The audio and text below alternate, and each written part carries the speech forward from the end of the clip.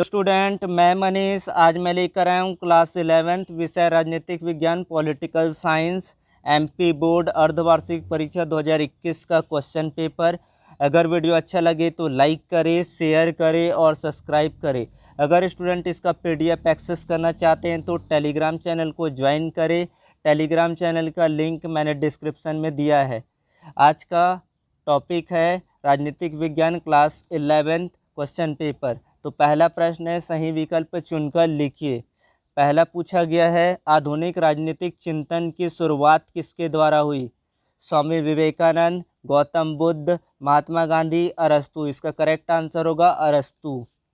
दूसरा प्रश्न, निम्नलिखित में कौन सा राज्य का आवश्यक तत्व है? स्वतंत्र प्रेस, व्यवस्थापिका, संप्रभुता, राजनीतिक दल। तो इसका करेक्ट आंसर है संप्रभुता।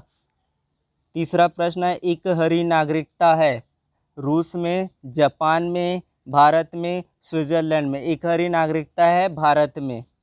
लोकतंत्र का आधार है समाज, राज्य, जनमत, पंचायत। तो लोकतंत्र का आधार है समाज।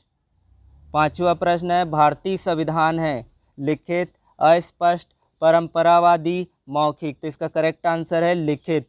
प्रश्न क्रमांक दूसरा है, रिक्त स्थानों की पूर्ति कीजिए। इसे छात्र को स्वयं करना होगा।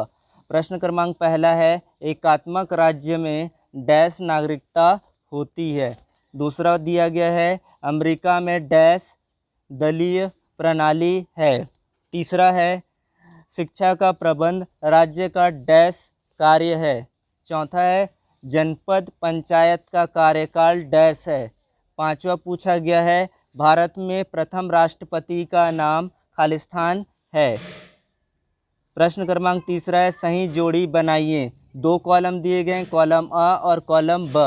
पहले कॉलम में दिया गया रिपब्लिक, पंचायत राज्य की शुरुआत, मानवाधिकार द्वारा लोकमत निर्माण, उच्चतम न्यायालय।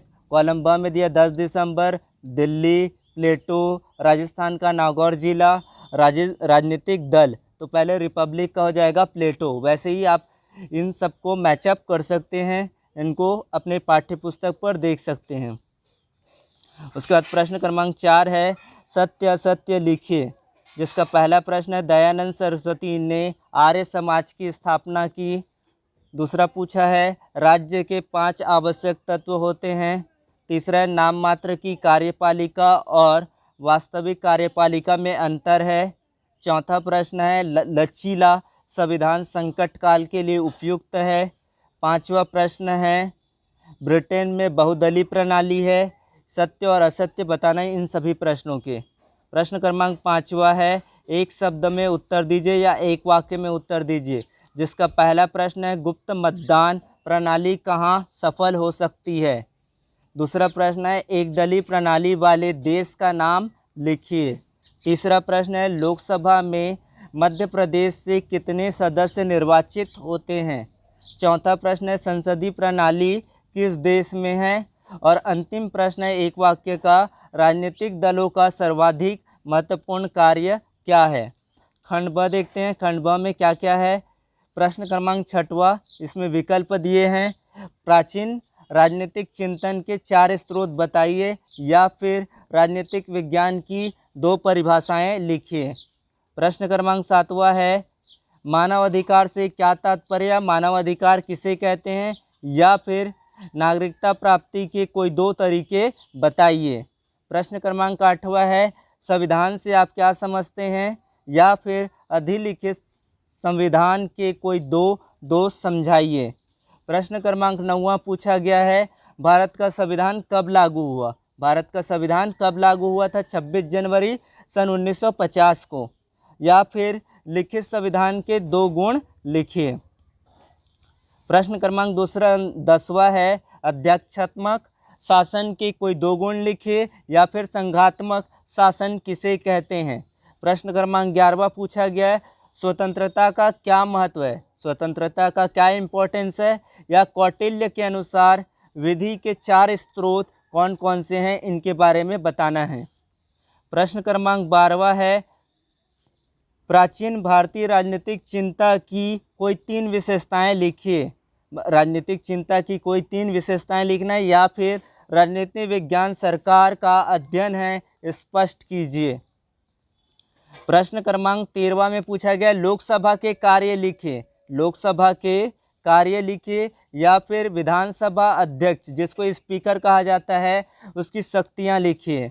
प्रश्न क्रमांक 14 है राष्ट्रपति की संकटकालीन शक्तियां लिखिए। राष्ट्रपति की संकटकालीन शक्तियां लिखिए या फिर मंत्रियों की श्रेणियों को समझाइए। प्रश्न क्रमांक 15 है राजनीतिक विज्ञान के अध्ययन क्षेत्र का वर्णन कीजिए। राजनीतिक विज्ञान के अध्ययन क्षेत्र का वर्णन कीजिए या फिर समानता के इक्वलिटी के महत्व को समझाइए। प्रश्न क्रमांक 16 है नागरिक अधिकारों के किन्हीं 4 प्रकारों को समझाइए।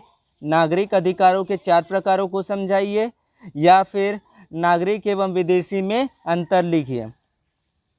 प्रश्न क्रमांक 17 है संसाधनात्मक प्रणाली के गुण लिखिए या फिर एकात्मक शासन प्रणाली की प्रमुख विशेषताएं लिखिए, कोई 4 दोनों में।